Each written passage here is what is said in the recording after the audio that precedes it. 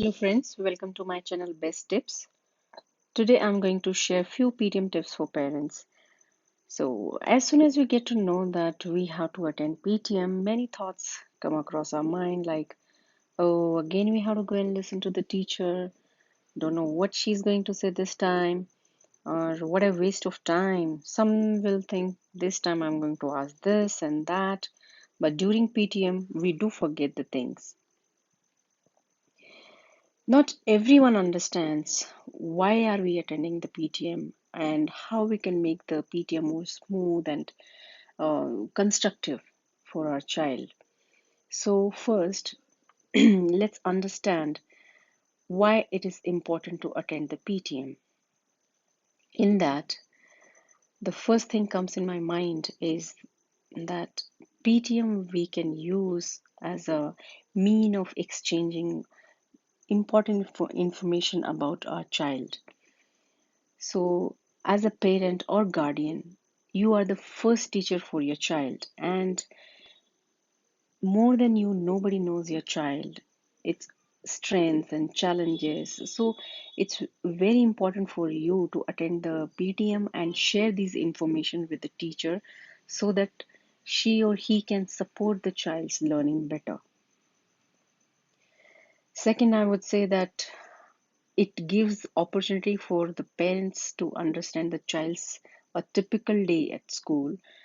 Sometimes what happens, the children will not behave in the same way at home and school. So they will have completely different behavior in school and at home. For example, few children will be really talkative and outgoing and at home, but in school they will be very shy and don't open up so easily. So all these things we will get to know through the PTM. And next one will be not only the behavior and all, we will get to know about the child's social, emotional, and academic progress, how the child is, progressing, and what pattern the child is showing in the school. At home, obviously, you know better. And if you find any, difference in at home and school, obviously you can discuss with the teacher, and both of you can, um, come up with a plan to work upon. Next, I would say open communication between parents and teachers. PTM gives the opportunity for both parents as well as teachers to openly discuss the things about the child. And the last, what I would say is teachers do appreciate the parents' involvement and support given for the child's, learning. So this is the time for you to show your dedication and involvement in your child's learning. So now let's see how you can make the parent teacher meeting more meaningful, constructive, and smooth. From the parent's perspective, I had divided it into three parts.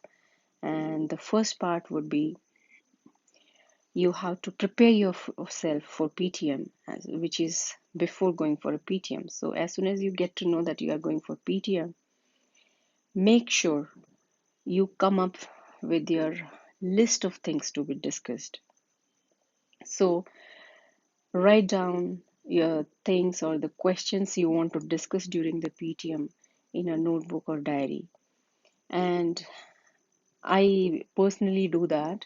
And after writing everything what I want to discuss, I will prioritize that and I'll number them as per the priority 1, 2, 3, 4, not in the sequence, but based on the priority.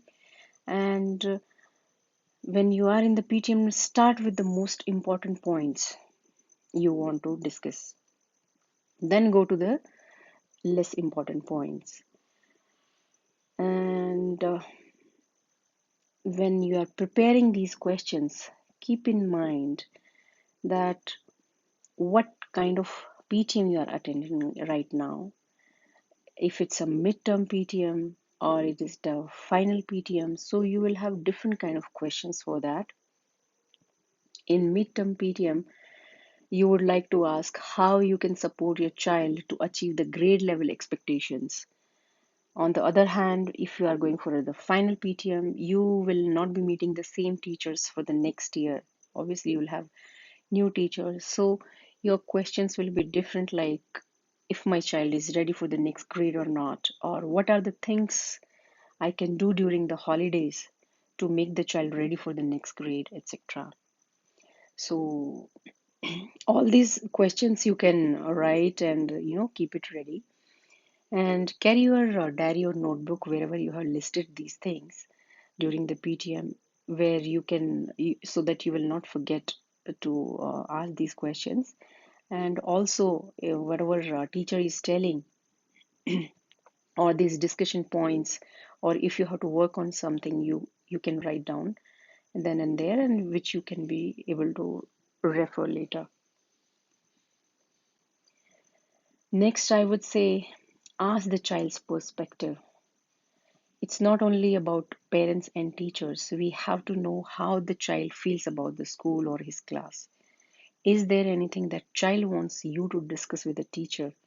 What he or she likes or dislikes about school? But be mindful while asking this question.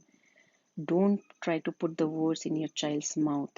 Let it be a very neutral thing and ask in general, and you know pick up the points where while the child is talking, but try not to give the words from your end. And next will be review your child's work before you go for a PTM.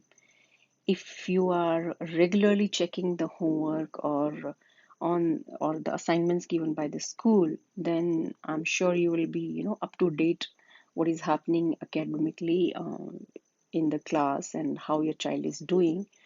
So it will be easy for you to discuss all this with the teacher. Next will be list your child's strengths and challenges.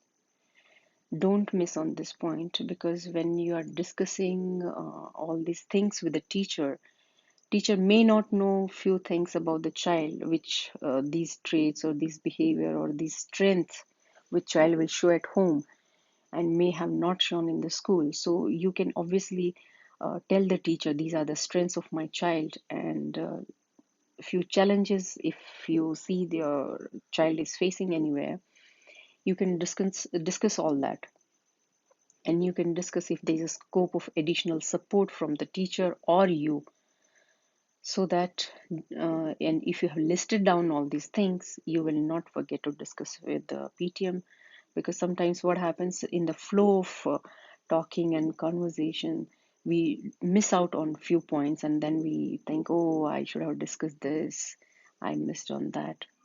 So it's better to write it down. And last point, which is actually very important, reflect on your involvement in your child's academic or social things. Are you involved uh, at a right amount of time you are giving, or you are overly involved, or you are not able to give much time to your child? So you have to think about it. If you're clear about it, then you will be more confident while discussing. And if teacher asks any question regarding how much time you gave or how you help the child in doing certain things, so you will not fumble. You will sometimes when parents are not thought about it and they haven't given a thought at all about this part, and suddenly this question comes, so they will be like, they try to cover up and they'll say something, and which is quite visible that you are just trying to cover up.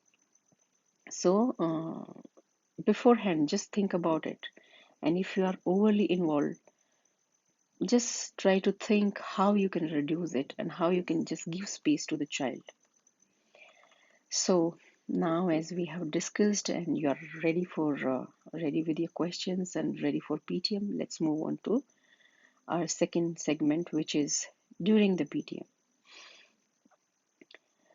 So first thing I would say, when you are going for PTM, make sure both the parents are going for the PTM.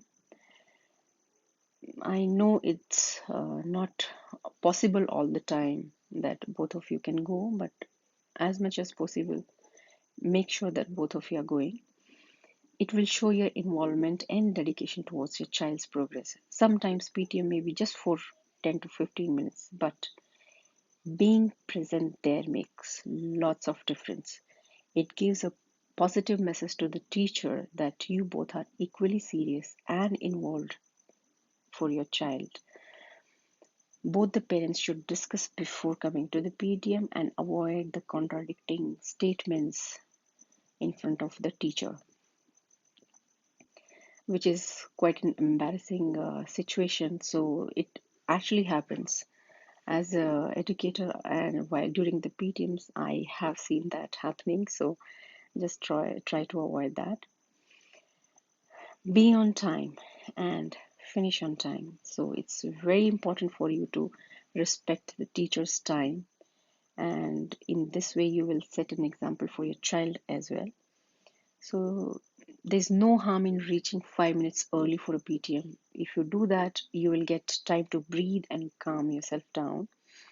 If you're ready for your discussion points, then you can finish the PTM faster. And in case time is up and you still have questions, then ask the teacher if you can meet again or you can continue now. Mostly what happens, the teachers will have back-to-back meetings, and if they'll start spending extra time with the parents, so it will be very tiring and other parents also will be waiting. So obviously nobody would like to wait for long. So be quick and respect the time. Next, I would say begin as you have already noted down your points. So begin with the most important points and then slowly move to the not so important points. And this way you'll finish faster. And while discussing, if there is any doubt, please clarify then and there. And if you have not understood, please ask them to repeat. And maybe you can note it down and try to understand later. So next point, as you can see, avoid conflict with teachers and be open to teachers' statements and suggestions. Please remember, you all, you and the teacher have the same goal, which is child's progress, and which includes all the domains like emotional, social, behavioral, and academic, obviously. So avoid getting into any conflict. You may have a different point of view or different opinion about one thing, or you approach something in completely different way. So try to discuss that without getting into any kind of argument.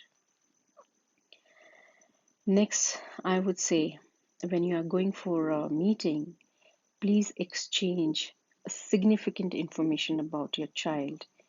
Like it could be a new arrival in the family, or you have a, which can be like you have a little baby coming, or the child is having a sibling, or in case grandparents have come to stay with you, or any other negative things, or sometimes you have health issues, maybe anyone in the family or the child, or if there is any kind of situation where you have like separation or divorce.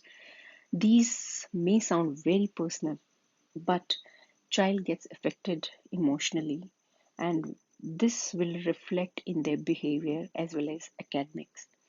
So it becomes very important that you share these information with the teacher so that he or she will be able to handle the child's emotions with sensitivity and will be able to provide required support and will inform you about the any change, positive, negative, anything, and will keep you updated about it. So please don't shy away in sharing such information. It is actually very important for teachers to know. Next, I would say when you are going for PTM and you are discussing in a flow, Sometimes parents start criticizing the child. Please never do that. Never criticize your child. Accept the challenges your child is facing. There's no harm in that. But do not criticize the child. Discuss those points. Discuss and plan how you can support the child, how you can contribute towards his or her progress. Next, I would say be yourself. Don't try to pretend what you are not, because that will not stay for long. And stay positive, calm, and respectful throughout the PTM. It is a formal meeting. And as I said earlier, you and the teacher are working for the same goal, so having mutual respect is very important. It is essential for you to show respect, and you will get the same from the teacher as well. And last but not least, don't forget to thank the teacher for her time and efforts put in. Everyone likes to be appreciated for the good work done, and the words are the best motivators for anyone. So now, as you have done with the PTM, next part will be after the PTM, what you have to do after the PTM. Talk to the child and share if there is any information has to be shared with the child. Like if the teacher has said the child has to work on this, or the homework is not done, or homework has to be done in a certain way, which child has to be aware about. Please share that with the child. That teacher has told this. And if it's like you have to work upon some project or any particular point, so please discuss with the child. Next, I would say, in case you have to work with a child, please make a plan of action. Whatever you have noted down in your diary, it is not just to just keep it at home and open at the time of next PTM. Please don't do that. Whatever teacher has told, and if you have a plan of action, write it down and start working on that. After coming home, it's your duty till next meeting or next communication. You work upon that and you have a timeline, fixed timeline for that. And last point, I would say, to work towards the progress of your child in all the domains, please stay in touch with the teacher throughout the academic year. That could be through emails or the diary notes, however the school has prescribed for you to stay in touch. So these were my tips for parents while going for PTM or after the PTM. If you liked it, please give thumbs up and subscribe for my channel. I will be coming up with some more tips for parents as well as teachers. So don't forget to subscribe my channel. Thank you so much for giving your time. Have a good day.